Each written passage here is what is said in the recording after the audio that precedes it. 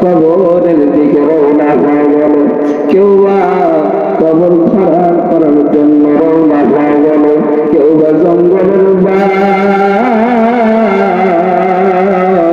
কেউ বা গোলাপ শূন্য চন্দন দিয়ে হয়ে গেল, তাকে কবরের দিকে রওনা হয়ে গেল, তাকে কবরের দিকে নিয়ে যাওয়া হলো। ওই জানাজার শেষ করিয়া জানাজার শেষ করার পর তিনজন ব্যক্তি করে নামাইয়া তাকে নামাইয়া দাওর দেওয়া শুরু করে দেয়। ওই মৃত ব্যক্তি কি বলে জানেননি আপনারা? ওই মৃত ব্যক্তি বলতে থাকে, এই বুঝি জঙ্গলের ভিতরে রেখে তোমরা কোথাও চলে যাও। যখন একজন দাওর দেওয়া আরম্ভ করিয়া দেয়, একজন ব্যক্তি যখন উঠে আসে, এই মৃত ব্যক্তি বলতে থাকে, এই দুইজন ব্যক্তি মনে হয় আমার সঙ্গে হয়ে যাবে, এই দুইজন ব্যক্তি আমার সঙ্গে থাকবে। হায় হায়, আর একজন ব্যক্তি যখন উঠে যায়, তখন মৃত ব্যক্তি বলতে থাকে, রে এই একজন ব্যক্তি মনে হয় আমার সঙ্গে হয়ে যাবে, একজন ব্যক্তি মনে হয় আমার সাথে হয়ে যাবে। আর একজন ব্যক্তি যখন উঠে যায়, দাওয়ার দিয়ে সব কিছু ডেকে দেয়, ডেকে দেওয়ার পর মৃত ব্যক্তি বলে, রে তোমরা এত নিষ্ঠুর কেন জমিনের ভিতরে থাকবেন? তোমরা তো আমার সাথে এমন আচরণ করো নাই, আজকে কেন এমন আচরণ করো না? তোমরা আমার এই গহীন জঙ্গলের ভিতরে কোথায় চলে যাও? মৃত ব্যক্তি বলে, রে হাই রে হাই, হাই রে হাই, তোমরা এত নিষ্ঠুর কেন? ওই কবরে তো সাথী নাই, কবরে বাতি নাই, ওই কবরে নাকি ওই কবর অনেকে এই ময়দানের ভিতরে বসে আছেন, কেউ কলিজার টুকরা সন্তানকে হারাইছে, কেউ বা জনম দুঃখিনী মারে হারাইছে, কেউ বা জনম দুঃখিনী বাবারে হারাইছে, কেউ বা স্বামী হারাইছে, কেউ বা স্ত্রী হারাইছে। হায় হায়, ওই যে আমাদের কবর থেকে আমাদের দিকে চাতক পাখির নয় কথা আছে, আমার স্বামী আমার দোয়া করবে, স্ত্রী আমার জন্য দোয়া করবে, সন্তান আমার জন্য দোয়া করবে। আমি হুজুরের দোয়া করলেও হতে পারে, কিন্তু যার বাবা মারা গিয়েছে, রে বাবা মারা যাওয়ার পরে সন্তান যদি দুহাত তুলে বলে, আল্লাহ আয় আল্লাহ, তুমি আমার বাবারে মাফ করিয়া দাও, আয় আল্লাহ তুমি আমার মারে মাফ করিয়া দাও। কোথাও কসম করে বলতেছি, আমি হুজুরের দোয়া দিতে পারে, কিন্তু ওই সন্তানের দোয়া কখনো দিতে যাবে না। সন্তানেরা একবার কি মনে চায় না ওই বাবার জন্য একটু দোয়া করি, ওই মার জন্য একটু দোয়া করি রে? ওই মা তো টাকা আছে, যা স্বামী হারাইছে সে বোধে স্বামীর কেমন, ওই স্বামীর আর কোনদিন স্বামী বলে ডাক দিতে পারবে না। এই জন্য ওই কবরে আমল করে যাওয়া লাগবে। নবীর উম্মত, তো আমি আপনাদেরকে যে কথাটা বলতেছিলাম, আমি আপনাকে অন্যায় তো জমিনের ভিতরে কল করি নাই। সাহাবাই কেরামদের তো কোনো অন্যায় ছিলেন না, যতটুকু অন্যায় হয়ে যাই তো তার জন্য আল্লাহর কাছে মাপ চাইতো, এবং সবাই চিল্লাস মেরে বলবেন, আমাদের মা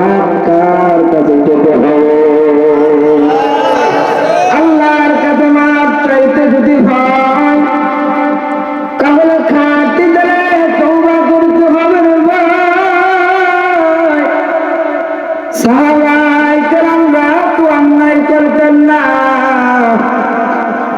আল্লাহ রাব্বুল আলামিন জানা দিয়েছে পয়গম্বর মুহাম্মদুর রাসূলুল্লাহ সাল্লাল্লাহু আলাইহি ওয়াসাল্লাম বলেন, আমি যখন যুদ্ধের ময়দানের ভিতরে চলে যাই, যুদ্ধের ময়দানের ভিতরে যখন যাই, আমার সৈন্য বাহিনীদেরকে নিয়ে যখন চলে যায়, মদিনার ভিতরে কেউ নাই, মদিনাকে পাহারা দেওয়ার জন্য এক সাহাবীকে রেখে যায়। সেই সাহাবীর নাম হচ্ছে সালাবা রাদিয়াল্লাহু তাআলা। কি নাম মনে রাখবেন? মরার আগ পর্যন্ত এই বয়ান আপনারা মনে রাখবেন ইনশাআল্লাহ। নাম কি? সালাবা রাদিয়াল্লাহু তাআলা রেখে গেলেন। সাহাবারা বললেন, ও আমার সাহাবী,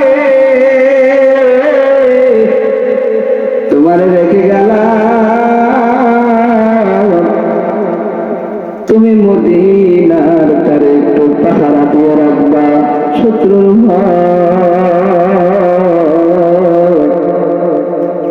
মদিনার ভিতরে হযরত সাদ রাদিয়াল্লাহু তাআলা আনহুর স্ত্রী ছিল। কি ছিল? মহিলা মানুষ। কি মানুষ? মহিলা মানুষ ছিল। হযরত সাদ আর হযরত সাদ রাদিয়াল্লাহু তাআলা আনহুর স্ত্রী কেউ রেখে গিয়েছেন দুজন ব্যক্তি। কয়জন ব্যক্তি? দুইজন ব্যক্তি।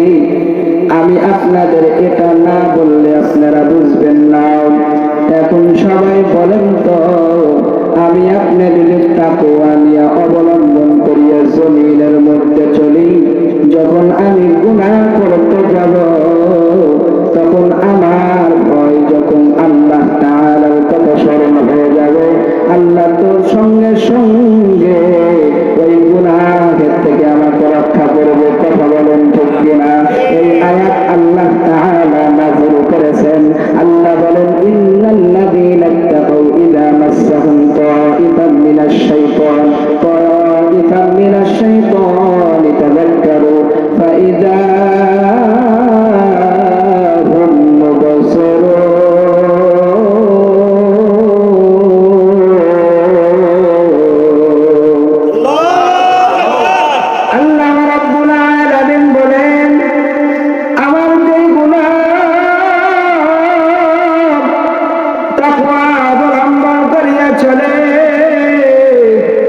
জমিনের ভিতরে যেই গুনাহ চলে, যখন তাদেরকে শয়তান প্রমন্ত্রণা ধোঁকা দিয়ে দেয়, সবাই বলবেন আমাদের শয়তান ধোঁকা দেয় কি দেয় না?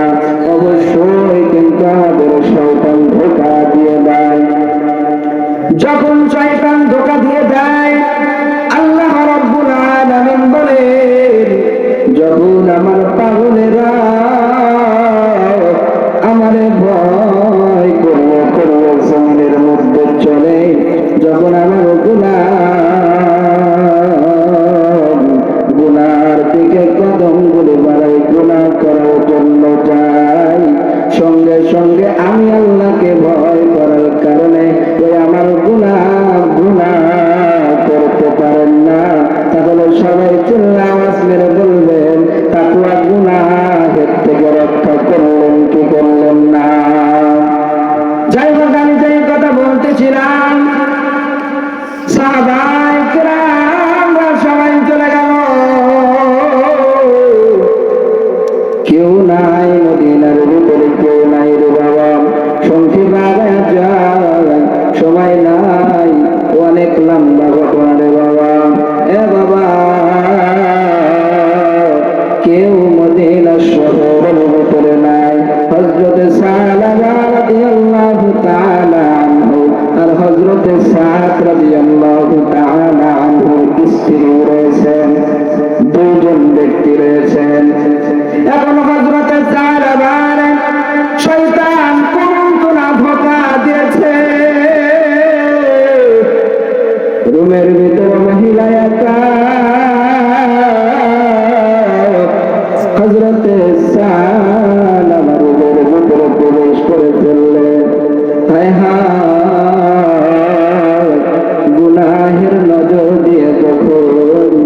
হযরতে সালাবা মহিলারা হাতটা ধরে ফেললেন।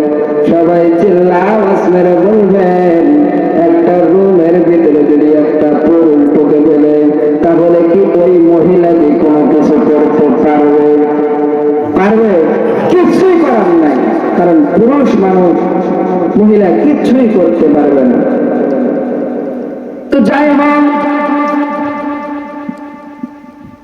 সাহাবী এবার রুমের মধ্যে প্রবেশ করলে গুনাহের নজর দিয়া যখন হাতটা ধরে ফেলেছে, হাতটা ধরার পর মহিলার ডাক বলতেছে, হায় হায় ও সাহাবী, আপনি না নবীর সাহাবী, আপনি না পয়গম্বরের সাহাবী, আপনি না আল্লাহর পাক্কা সাচ্চা বান্দা, আপনি এটা কি করলেন? আমাকে কেন আপনি গুনাহের নজর দিয়ে হাতটা ধরে ফেললেন? কারণ এটা তো আপনার জিনা করার গুনাহ হয়ে গিয়েছে। আপনি তো এখন বড় নাফরমানি হয়ে গেলেন। এই চেহারাটা আপনি আপনার নবীকে কেমনে দেখাইবেন? যখন মহিলাই কথাটা হযরতে সালাবারে বলেছে, সালাবারে বলতে দেরি হয়েছে, সালাবা একটা দূর মেরে রুমটান বের হতে দেরি হয় না, দূর মেরে একটা পাহাড়ের চূড়ায় চলে গিয়েছে। পাহাড়ের চূড়ায় যাইয়া সালাবা শুধু কান্না করতেছেন, ও দয়ার মালিক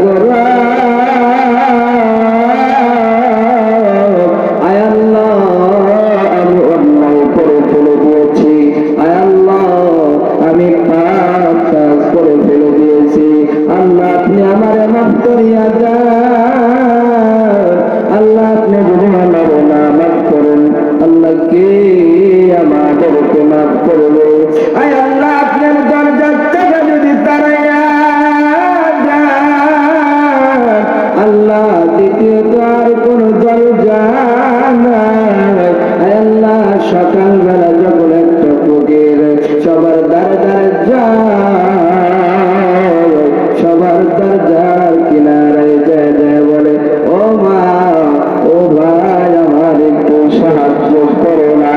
অনেক মা অনেক ভাই রয়েছে ফকিরে তারাইয়া যায়, আর দরজায় যায় ফকির ভিক্ষা চায়, বলে ও মা, আমার একটু সাহায্য করো না। আর এক দরজায় যায় পায়, কিন্তু আল্লাহ আপনি যদি আপনার দরজা থেকে তাড়াইয়া দেন, আল্লাহ আর তো দ্বিতীয় কোনো দরজা নাই। আল্লাহর কাছে কান্না করতেছে, জাহান্নামের ভয়ে শুধু কান্না করে।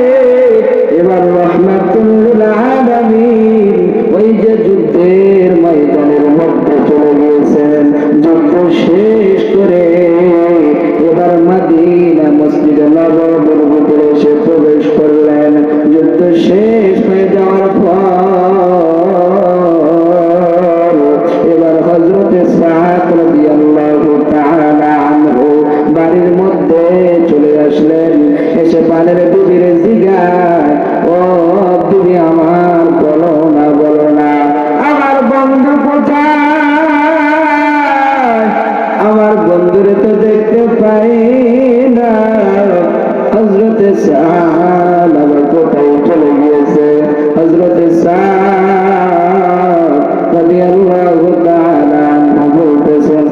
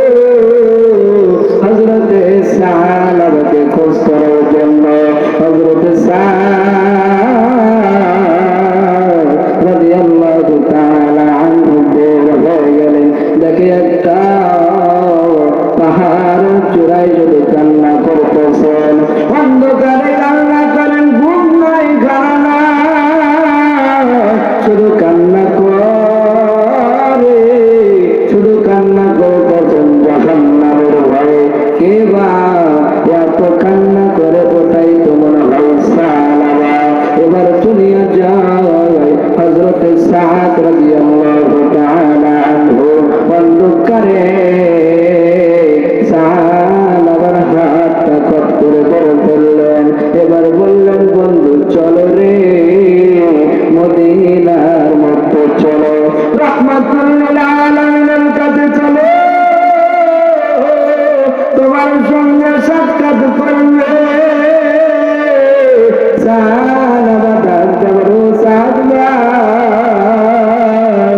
আমি এত বড় না মনে করে ফেলে দিয়েছি, এই চেহারা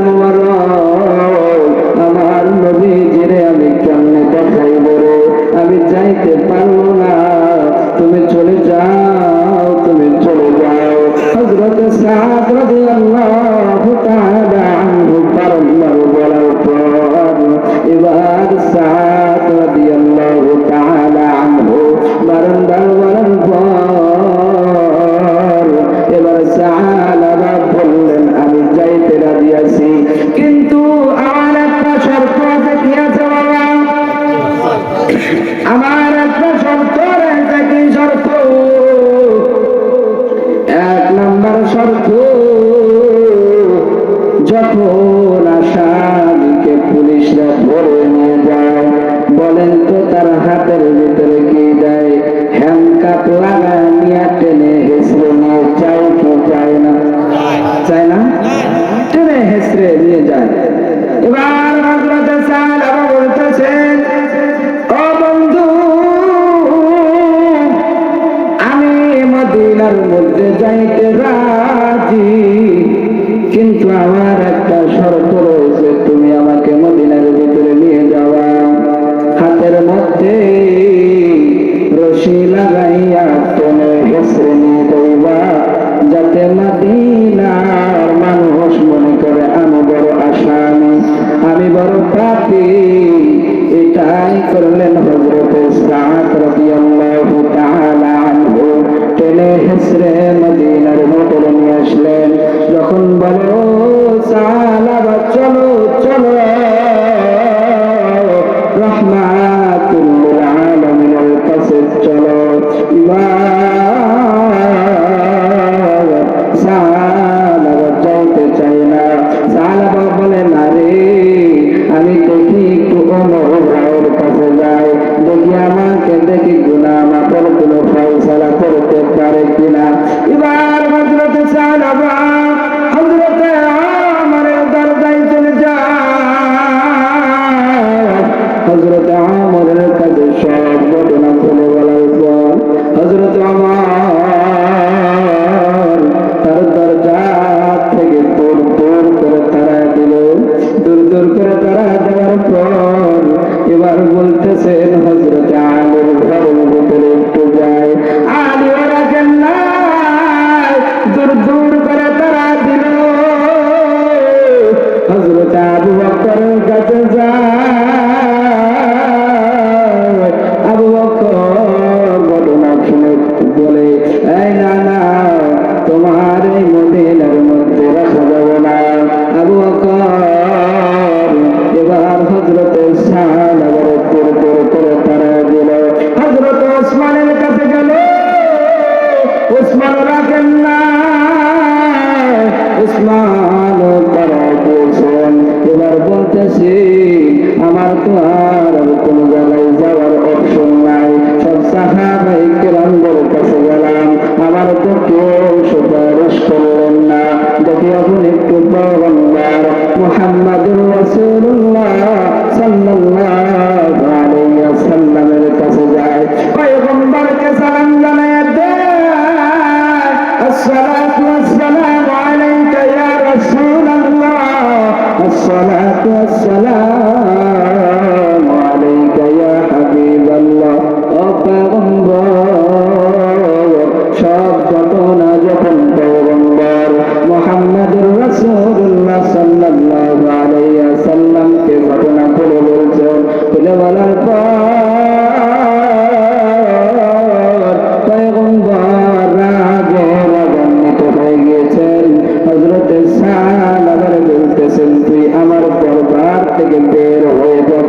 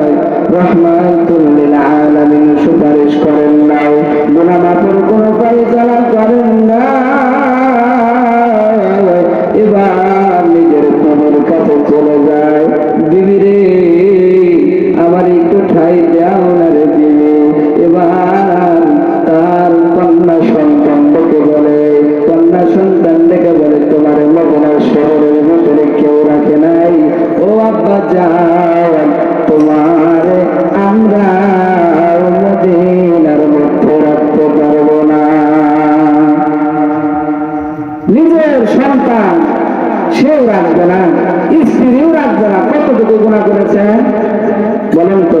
সামান্য পরিমাণ। সাহাবারা তো ভুল করেন নাই, যতটুকু অন্যায় হয়ে যায়। যাই হোক, কোরআন মেহমান চলে আসছেন, আমি কিছুক্ষণের ভিতরে শেষ করে দেবো ইনশাআল্লাহ।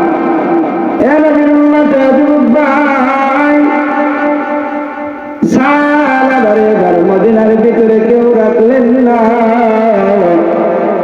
সাহাবার মদিনার থেকে দূর করে তারা দিল।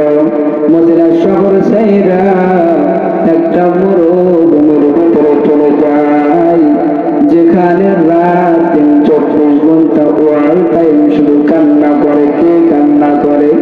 জাহান্নামের ভয়ে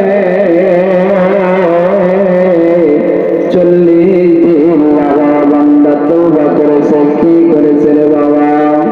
40 দিন লাগায় তওবা করার পর আল্লাহ জিবরাইলকে পাঠায় দেয়, জিবরাইল যাও যাও আমার পয়গম্বরের কাছে চলে যাও রে। আমার পাগল কেমন করে আমার কাছে তওবা করতেছে, আমি তো বরদাস্ত করতে পারতেছি না। তাড়াতাড়ি পয়গম্বরের কাছে যাও। এবারে জিবরাইল আমিন পয়গম্বরের সালাম জানা দেয়। পয়গম্বর বলেন, আসসালাতু ওয়াসসালামু আলাইকা ইয়া রাসূলুল্লাহ, আসসালাতু ওয়াসসালামু আলাইকা ইয়া হাবিবাল্লাহ। ও পয়গম্বর, আমারে আল্লাহ তাআলা আপনার কাছে পাঠাইছেন কিছু প্রশ্ন করার জন্য। কি প্রশ্ন? জিবরাইল বলো না, কি প্রশ্ন করার জন্য? এবারে জিবরাইল আমিন বলে, ও পয়গম্বর বলেন তো, বান্দারা যখন গুনাহ করে, গুনাহ করার পরে ক্ষমা করে দেয় কে? কে ক্ষমা করে দেয়? আল্লাহ গুনাহ ক্ষমা করে দেয়।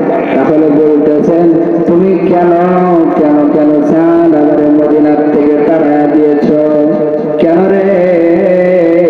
সাহাবার প্রতি আল্লাহ তাআলা এত রাজি খুশি হয়ে গেছেন।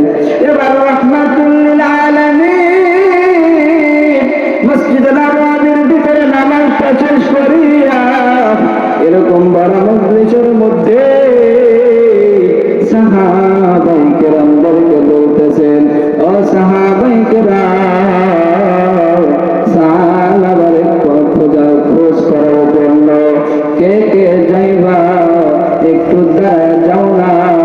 সঙ্গে সঙ্গে হযরতে আবু বকর, হযরতে ওমর, হযরতে আলী, হযরতে উসমান গনি রাদিয়াল্লাহু তাআলা আনহু, তার মধ্যে থেকে একজন মুরব্বী সাহাবী হযরতে সালমান ফারসি রাদিয়াল্লাহু তাআলা আনহু দাঁড়ায় গেলেন। চারজন সাহাবায়ে কেরাম আর একজন সাহাবী মিলে 5 জন সাহাবী তাকে খোঁজ করার জন্য যায়। এলাকার ভিতরে যায়, জিজ্ঞাসা করে, এমন আকৃতির মানুষ তোমরা দেখেছো? বলো না, তাই না, না দেখি নাই। কিন্তু এই মরুভূমির ভিতরে একটা লোক রয়েছে যে শুধু জাহান্নামের ভয়ে কান্না করে। সাহাবায়ে কেরামরা আর বোঝার তাদের বাকি রইল না। তখন সাহাবায়ে কেরামরা বলে, কোথায়? লোকজন ডাক বলে, যার কান্নার আওয়াজের কারণে আমাদের সন্তানগুলো ঘুমাইতে পারে না, আমাদের পশু পাখিগুলো ঘুমাইতে পারে না। বলো বলো বলো বলো কোথায়? একটা গাছের আড়ালের ভিতরে আল্লাহর কাছে দোয়া করো, দয়ার মালিক রব, আয় আল্লাহ তুমি মদিনার দিকে তাকায় দেখো রে। আয় আল্লাহ কত মানুষ আর ঘুমায়। আয় আল্লাহ কত সন্তান বাবার কোলের ভিতরে ঘুমায়। আয় আল্লাহ কত স্বামী স্ত্রীকে নিয়ে ঘুমায়। আয় আল্লাহ আমার তো ঘুম নাই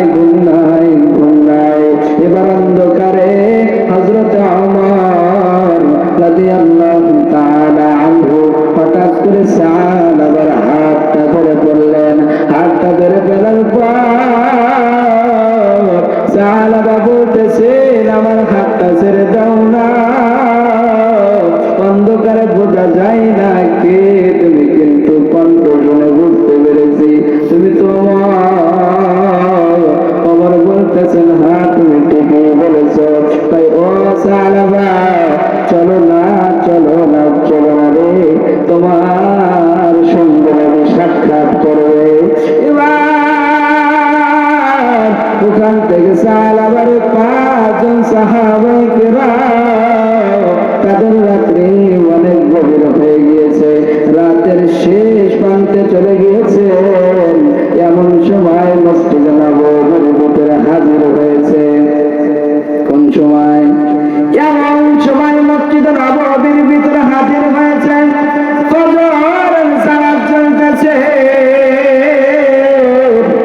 পয়গম্বর প্রথম রাকাতে বলতেছে, আল্লাহুম্মা তাকাতুর। যখন একটা করেছেন রে সাহাবাটা শোনার পর দুনিয়ার পাথরটা তোমাদেরকে শেষ করে দিবে, তোমাদেরকে ধ্বংস করে দিবে, তোমাদেরকে নষ্ট করে দিবে। সাহাবা এমন একটা চিল্লা আওয়াজ করেছে,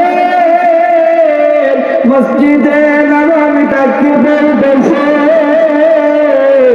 সবাই অবাক হয়ে গিয়েছে। পয়গম্বর যখন দ্বিতীয় একটা করেছেন, হাত্তা যুরতুমুল মাকাবির, হাত্তা যুরতুমুল মাকাবির, তোমরা যখন কবরে যাইবা, কবরে যাওয়ার পর তোমাদের দুনিয়ার পাগলতা শেষ করে দিবে, ধ্বংস করে দিবে রে। সাহাবা যখন এই আয়াতটা শুনেছে, সঙ্গে সঙ্গে জমিনের ভিতরে পড়ে বেহুশ হয়ে জমিনের মধ্যে পড়ে গিয়েছে। এবার পয়গম্বর মুহাম্মদুর রাসূলুল্লাহ সাল্লাল্লাহু আলাইহি ওয়াসাল্লাম তাড়াতাড়ি করে নামাজটা শেষ করলেন। তাড়াতাড়ি নামাজ শেষ করার পর এবার রাহমাতুল লিল আলামিন বলতেছেন, ও সাহাবায়ে কেরাম, তাড়াতাড়ি সাহাবার মাথার মধ্যে পানি ঢালো।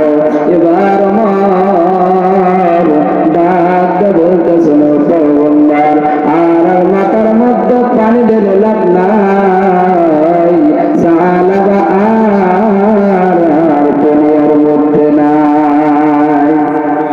সাহাবা দুনিয়ার থেকে বিদায়, ঘটনার মাত্র 2 মিনিট কথা বলবো। এবার রাহমাতুল লিল আলামিন ডাক বলতেছেন, ও সাহাবায়ে কেরাম, তাড়াতাড়ি কবর খনন করো, তাড়াতাড়ি কাফন দাফনের ব্যবস্থা করো। রাহমাতুল লিল আলামিন সাহাবীর হযরত সাহাবার জানাজার ইমামতি করলেন। জানাজার কাজ যখন শেষ করেছে, শেষ করার পর যখন তাকে কবরের দিকে রওনা হয়েছেন, রাহমাতুল লিল আলামিন কাঁধে নিয়েছেন, কি নিয়েছেন? রাহমাতুল লিল আলামিন যখন সামনে কদম দিয়ে যায়, কিন্তু রাহমাতুল লিল আলামিনের পুরা পাউটা জমিনের ভিতরে ফালায় না। সাহাবায়ে কেরামরা এই দৃশ্যটা খেয়াল করলেন, কেন রে রাহমাতুল লিল আলামিন জমিনের মধ্যে পাউটা ফালায় না? যখন সাহাবারা দাফন কাফন করা শেষ, রাহমাতুল লিল আলামিন যখন মদিনার ভিতরে চলে আসলেন, তখন সাহাবায়ে কেরামরা জিজ্ঞাসা করলেন, ও পয়গম্বর, আপনার কাছে একটা প্রশ্ন আমরা জানতে চাই। তখন পয়গম্বর জবাব দেয়, বলো না কি প্রশ্ন? যখন